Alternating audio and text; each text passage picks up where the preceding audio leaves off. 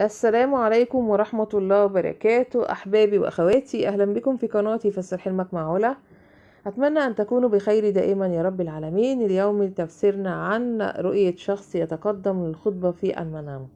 بالنسبة للبنت العزباء ربما بتكون الرؤية من عقلها الباطن، يعني كثرة تفكيرها في الأمر، يعني بتتمنى ذلك خطبتها في القريب.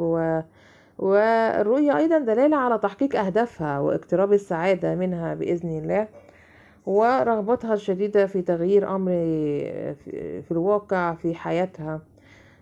وبالنسبة للسيدة المتزوجة بتدل الرؤية على تغيرات سوف تحدث في حياتها إلى الأفضل، سواء كانت هذه التغيرات من الناحية المادية أو الناحية النفسية. وهي شخصية بتواجه المشاكل والصعوبات في حياتها.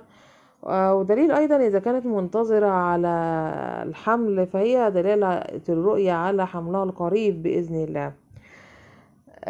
بالنسبة للمرأة الحامل دلالة على إنها سوف تلد أنثى بإذن الله.